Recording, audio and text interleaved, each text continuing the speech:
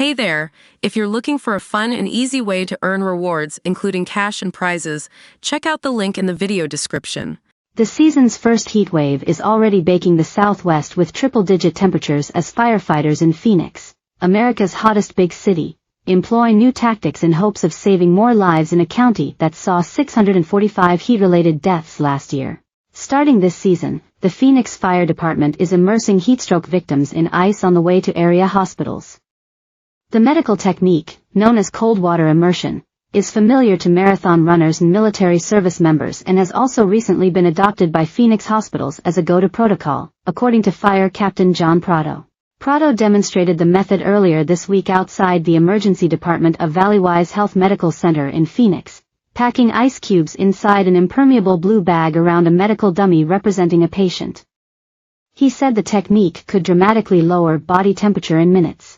Just last week, we had a critical patient that we were able to bring back before we walked through the emergency room doors, Prado said. That's our goal, to improve patient survivability. The heatstroke treatment has made ice and human-sized immersion bags standard equipment on all Phoenix Fire Department emergency vehicles.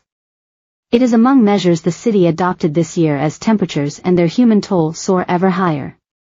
Phoenix for the first time is also keeping 2 cooling stations open overnight this season. Emergency responders in much of an area stretching from southeast California to central Arizona are preparing for what the National Weather Service said would be easily their hottest weather since last September.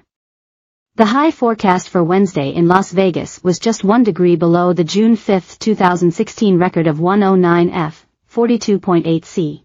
There's a very high pressure system over the southwest that's bringing the first heat wave of the summer to the region, said Sean Benedict, a lead meteorologist for the Weather Service based in Phoenix. He said that in addition to Arizona, the extreme heat will bake areas of eastern California, northern California and Nevada and even parts of southern Texas over the next few days. Excessive heat warnings were issued for Wednesday morning through Friday evening for parts of southern Nevada and Arizona, with highs in subsequent days expected to top 110 F, 43.3 C, in Las Vegas and Phoenix.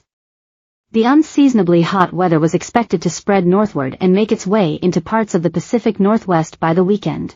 In southern New Mexico, highs were expected to reach triple digits, prompting the city of Las Cruces on Wednesday to activate its cooling centers to provide residents with temporary shelter from the blistering heat. A heat advisory for the area will be in effect through Thursday. The Albuquerque mayor on Wednesday announced this year's Operation Cooldown, which includes plans for cooling centers and the use of sprinklers at city parks for kids to keep cool. The city council in Arizona's second-largest city of Tucson this week adopted a heat protection ordinance to ensure that city employees have access to cool water, shade, and extra breaks at their workplaces. Members also moved to better protect the community east of Phoenix from extreme heat by approving a plan to cool people's homes, community centers, and neighborhoods. The action comes after Pima County, home to Tucson, last year saw 176 heat-related deaths, and 5 additional rural counties that the medical examiner handles saw another 51 such deaths. Officials in Maricopa County were stunned earlier this year when final numbers showed 645 heat-related deaths in Arizona's largest county, a majority of them in Phoenix. The most brutal period was a heat wave with 31 subsequent days of temperatures of 110 F, 43.3 C, or higher, which claimed more than 400 lives. We've been seeing a severe uptick in the past 3 years in cases of severe heat illness, said Dr. Paul Pugsley, medical director of emergency medicine with Valleywise Health. Of those, about 40% do not survive. Cooling down patients long before they get to the emergency department could change the equation, he said. The technique is not very widely spread in non-military hospitals in the U.S., nor in the pre-hospital setting among fire departments or first responders, Pugsley said.